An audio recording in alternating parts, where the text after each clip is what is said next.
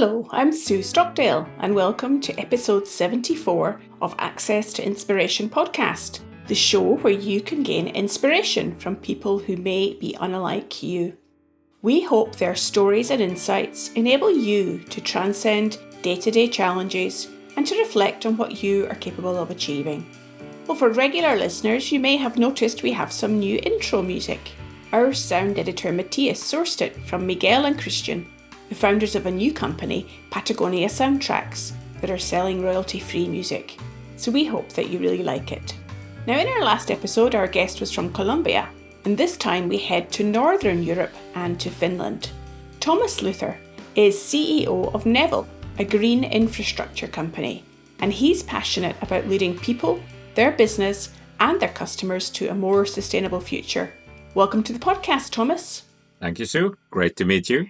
It's great to speak to you today. And I know you're from Finland, and maybe some of our listeners haven't been to Finland. I think you said there is a phrase, is it Sisu, that describes being a Finn? So Sisu, it's S-I-S-U. So it's a word which doesn't have a direct translation, actually, but you could describe it as the Finnish way of being.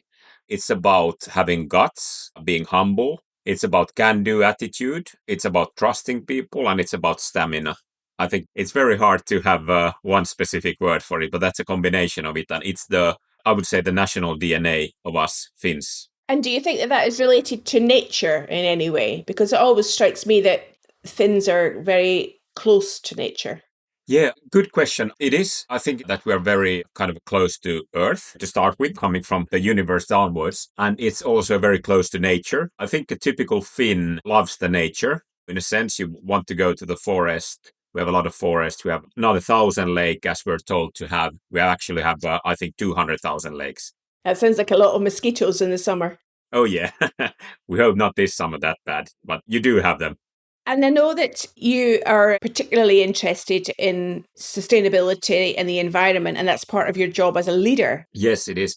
I think something changed for, let's say, 5+ years ago. I think it started off what I do want to work with, or what I don't want to work with. I wanted to ensure that the stuff I do have an impact. And it's not something like I just decided overnight that this has to happen. It's something that came into me. I couldn't work for something which I don't believe in. I think that's something that has changed massively. In younger years, it could have been a nice leadership position, nice money, whatever. But the drivers are different in today's world. And when I work with what I do today, I remember my oldest daughter saying once that when I work with sustainability, Dad, finally do something proper and something good. So I think that was a good way to think about it. And I really do genuinely believe in purpose-driven stuff. And if I can't myself find the purpose, how can I lead? And how can I create the story? How can I make people passionate about it if I don't believe it in myself? And what do you think was that turning point that changed your thinking into being much more purpose-driven? One could be age, becoming more mature. One could be that I think I've passed the kind of biggest career aspirations already, then it's not career driven. And I think it's the world around us that also makes you change when you see what's happening. Well, there's certainly a lot of focus on the environment in the news of late. Absolutely. And I think if you want to find purpose-driven job, I think the first thing to think about is what are the mega trends of the world. And if you're working with something which is the mega trend, then you will for sure find a purpose and you can drive your company and people through that. Now, you're the CEO of Nevel. What does that company do? The name comes from Next Level. So we're doing next level utility infrastructure. And what that means, we own, operate, develop towards greener, it could be heat, steam, water, infrastructure assets. So we own the assets there on our balance sheet, but with our customers, we co-develop them towards greener. So carbon-free, of course. Big thing is circular economy. So, for example, produce heat. We also see what we can do with the residuals. They can become fertilizers to the agriculture industry, for example. Where, for example, in one case, from poultry residuals, we're creating biogas and so forth. So really look at the circular economy as well as part of it. And of course, see carbon positive in the future. So how does the company measure success? I'm imagining it's not just financial success. Correct. ESG is actually very top on the agenda. And when I did my CEO interviews before I joined, I checked, and also the main owner and myself, we checked we're aligned on the ESG. I think that was extremely important because we're coming from an industry where we do combustion today to produce heat, and how we move forward and with what technologies was really important in that aspect. Just to clarify for the listener that's not aware of what ESG is, tell us what that is. So E for environmental, S for social, and G for governance. So environmental, I think in today's world, it's much more than only getting carbon neutral. I think that's what you have to already have on your agenda. It's the fundamental. And the next becomes biodiversity, circular economy inside it, and so forth, and recycling, everything that you reuse, redevelop, and all of that.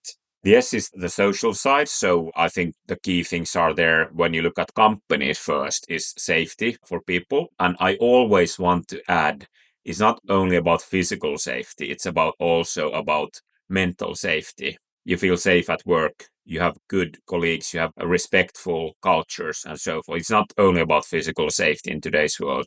The biggest issues in the world are more psychological than physical. That's an interesting point that you raised there around creating that psychological safety in a way within a workplace. As a leader, then, Thomas, how do you set the tone for that at the top of the organization? You're spot on. I think it comes from a few things. First, of course, how do I behave and even how the board behaves. And then I want to always say that in the end, we are all people. People do most of the work today, and that will be the case in the future as well. And we have to respect each other.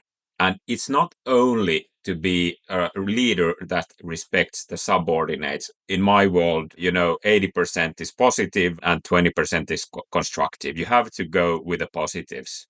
Otherwise, the culture becomes very depressing, stressful. And in the end, even if you would perform, people can't take it psychologically. It becomes just too heavy. How does that psychological safety get engendered around the boardroom table? I know these days we're probably all working virtually, but if you're having that leadership team conversation, how do you create that sense of psychological safety? Excellent question as well. I think you have to have a kind of a leadership promises. What do you promise as a leader, as a leadership team? It could be value based. We promise to listen, we promise to respect, and in good and bad times, not all times are good, and sometimes you need to do things which are not nice. And also in those cases, you need to respect people, and if they are not nice conversations. So I think this kind of leadership promises are very important.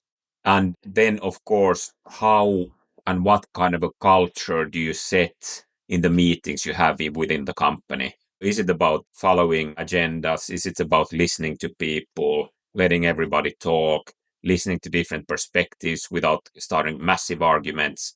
But also understanding it's not nicey every day. And you might come into debates and you have to get out of debates and find common understanding in the end. I sense a degree of calmness that you're exuding even in this conversation, Thomas. Do you think that that has an impact on your people as well? Good point. I think it does. And then, funny enough, I'm said to be calm. I'm also very energetic. So I don't know how that goes together. But I think it comes from the drive, which is beyond there, but also being calm. And in leadership and leading companies, I don't believe in this kind of extremely quick actions or sudden task forces of stuff. If you don't have to, of course, if you don't run into a serious crisis. Leadership and leading a company, it's about taking a long-term perspective, understanding it takes time to get there, but on the same time having energy and keeping the drive up. I think it's an interesting mixture. So that question of drive leads me to take us back to your early part of your career, Thomas, and when you were a young boy there in Finland thinking about life ahead. What did you aspire to be when you grew up? I think even when we met Sue first time for 10, 12 years ago, my thinking was I want to become a CEO of a massive listed company. I was very career driven. Yeah, I think that was the case. I thought that the career is not saying that family and friends is first for me and nowadays well-being. But I think at that time it was really about being a CEO of a massive listed company. For some reason, it was a kind of performance thing, I guess.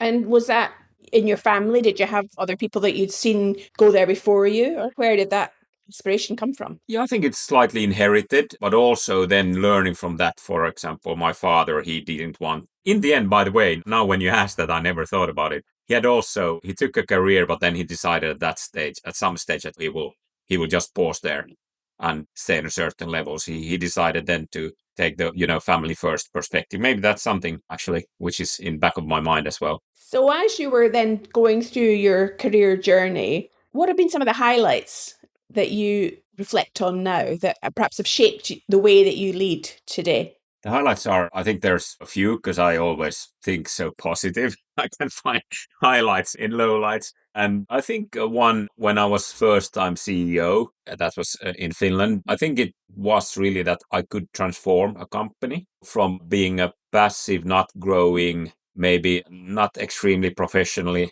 led, not with a happy people culture. I could transform it into a growth company, which was developing strategically and very importantly, the safety culture got better and the people satisfaction got massively better. So I think a lot of my success stories, when I'm satisfied myself, comes not only from business success, but from people success. My way of thinking is that people spend a lot of their lives or time of their lives at work. So also my mission has to be to try to make people happy at work. I think then you do a good job. And if people are okay at work or even happy at work, then you've done a good, social job as well as a leader. That's how I look at life, not only the business results. Sometimes our greatest learnings come from our biggest mistakes or our biggest failures, Thomas. I'm wondering if there are any of those less positive experiences that you've had that you're now able to reframe and take some important learning from. There are, and I think some of the stuff learnings come from the fact that I've said a couple of times that when I was younger, I was overly positive and overly empathetic. So what I've learned, not going to specifics, I used to say that I have an empathy pint. It was a British pint, a big pint.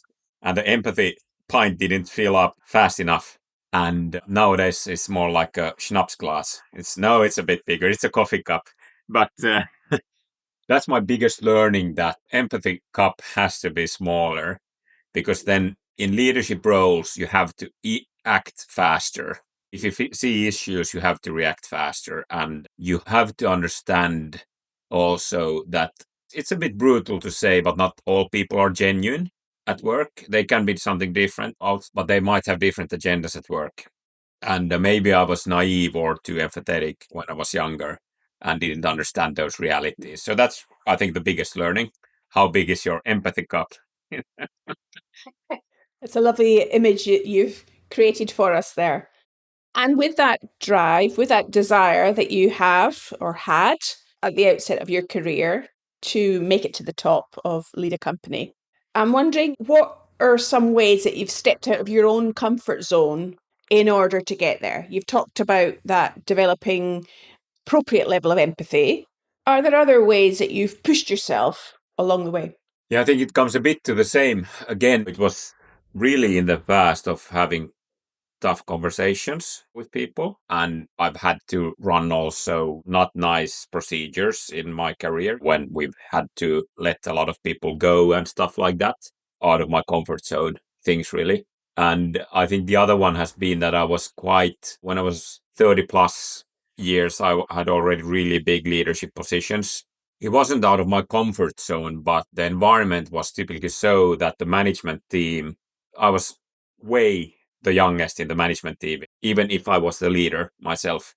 So it wasn't like out of comfort zone, but it was something I really thought about. Hey, how does this person who's much older than me, much more senior, how do they see me as a leader? It wasn't that I wouldn't believe in myself. It was more to really think about the approach, how to approach that person and get the respect and the good working relationship going. So it sounds like it's the subtlety of communication that's important in both of those examples you've given us, Thomas. Certainly, I see a lot of times people in all levels in organizations avoiding difficult conversations. How have you learned to do that? What sort of tips could you give to our listener if they were finding it hard to have difficult conversations? It comes with the word respect a lot. Also, in those communications, when you have that, respect the other person. try to understand their motives, try to understand them as an individual, do your homework.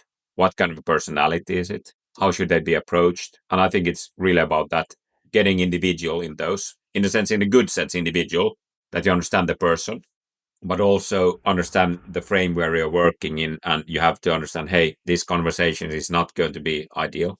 So I think it's really the question of respect and preparation. Growth mindset is also another characteristic that I know has been described about how you show up, Thomas. What for you is a growth mindset? Kind of, in a sense, a downfall or a growth mindset. So it can be in between, but a very short time. Then it starts to go down, or then it starts to go up. I think it's like the word says, it's a mindset. You have to believe in growth. You have to drive growth. You have to, of course, enable growth to people.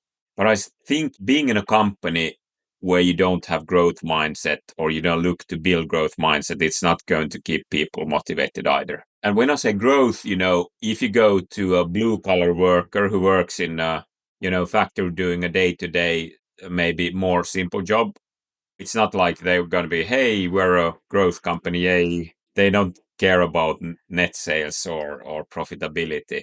But I think for them, you need to find the ways of how people perceive growth. What does it mean to them? Which things are important? And then reflect based on that. I think it's naive to think that, yes, we talk about growth and we try to address all the people in a big company in the same way. It's not going to work. When a leader is interested in growth, the blue collar is not going to be interested in the same things. It strikes me that in the world today, there's a kind of assumption that growth is good. Is growth ever bad? I think growth is always good as long as you understand what the will of the owners is. And as long as you define growth, what you want it to be, then I think it's good. I think it's a good question that you grow in sales, for example. You might grow within your customer position, or you might grow with your competencies in the company. You might grow strategically. I would maybe say that I think growth is needed when you talk businesses. What type of growth it is, I think that's the question, and that you have to define. Because sometimes you're in a business where it's simply best just to grow financially, the top line growth. And so in some businesses where you need to do some transformation. So I think it's not necessarily only financials. I think that's the point. And if you're enjoying this episode, you might also want to listen to other leadership insights in our back catalogue. In episode 8, I spoke to Lauren Vaitkus, who is leading the way in the cruise industry. And in episode 28, I spoke to Vinay Chandra, who's an entrepreneur from India, and told us all about his relentless optimism. Go on over to accesstoinspiration.org and you can listen there or read all the transcriptions. Now back to this episode. You also mentioned a moment ago about taking a long-term view for a business success and having patience in a way that the growth does take time, or getting to your goals takes time. What's your timeline currently for the growth of the business you're in? Are you looking 20 years ahead? Is growth 3 years? What's your timescale? I like that question. I think a company should find the right direction for the first. I talk less about strategy. I talk about direction, because the world is changing so much in today's world that I think you can't define easily a strategy 10 years ahead. This is what we're going to look like in 10 years. I think that's unrealistic. We've seen what's happened now the last few years. But what I do like instead is that you get the big picture right. You take the long-term vision. Hey, this is about what we want to look like. This about size of growth. You paint a picture and it's like a funnel. You see something quite wide and aspirational, say 10 years ahead, but then it kind of gets more narrow the closer we are today. And the actions you take today, this year, and maybe next year needs to be quite defined. But then you need to have a possibility to adapt, because the world changes, as we've seen. It's a long-term vision. Then you take a kind of future back thinking. You come back to today's world and start to think what you need to do today that you achieve kind of that future state gradually. And with short-term actions towards a long-term vision, when there are demands or pressures from outside parties to change direction or add in additional areas, how do you keep the focus? I think that if it's a sudden thing that happens in your surroundings, like COVID was, or the war that Russia started against Ukraine, I think those are things where you need to then act fast. And even if I said in the start, I don't believe in task forces or this kind of a rapid changes, in these cases I do, then you would set up, of course, weekly meetings and this kind of war rooms, how to deal with that issue. But then if we come to the more longer term development, then I think you have to have a structure, a leadership way of working, and this kind of business rhythm, what you do every year, every month. And then you just need to get that change into that cycle. You bring up an important point, Thomas, around the more recent behaviour of your neighbour country and the impact that that may have on Finland and where it's getting its heat and power from. Does that impact your business? Yeah, I think it impacts more or less all Finnish businesses. Finland is, again, taking a small story. We were, in our terms, successful in the Second World War, and we kept our independence. That was a win. But after that, we were obliged to pay to our eastern neighbor, and we started to build our industry based on that, actually. The Finnish industry started after the Second World War, and the Finnish success came actually based on the fact that we had to deliver stuff to our eastern neighbor, funny enough. And I think that sits in our DNA. We've always balanced between the relationships to Russia versus being a very Western developed country, highly digitalized, high technology, and all of that. Now it's changed. We are entering NATO, which is a big thing here. And then also what it does to the companies. We have a lot of companies who are having businesses in Russia, and a lot of companies has exited that business, left factories there, left big businesses. And I think we're now seeing this happen, unfortunately. So leading a business can be demanding, making these decisions, being aware of what's happening globally and how that impacts your company. How do you then relax and recover? How do you take time out? I think, again, I always seem to come with a story here, but I think something happened when I turned 40, about-ish. I think about 5+ years ago, I just realized that life is not only about work. And then I took a general guidance to myself that well-being is key. I'm not a, single sports guy that I would have a single sport or single aim. I just want to feel well. And wellness comes from friends, and it comes from family and physical and mental well-being. It's a combination. I think you can't just do one thing and say that you're happy of those. What I do is I'm lucky to have a yoga teacher as a wife and a wellness teacher. So I do yoga 2-3 times a week. I'm not very agile physically, mentally, yes. But I do yoga, then I want to also balance it that I do boxing, mountain biking, walking, running, of course, being out on the sea, swimming, ice diving, many things. I just like to do many things. I don't have a single way. And it's more like, hey, I don't have really big routines on that. The more important thing is that I do something for myself. And what is the work-life balance culture like in Finland?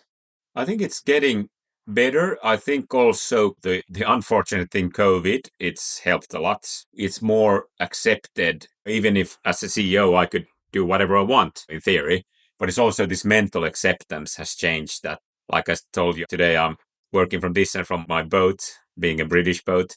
And this is this Monday. It's sunny outside. I will work. I will go out for lunch in the town to meet my colleagues, then back to the boat. And then I think that's important thing, that you can adapt better in today's world. This sounds great.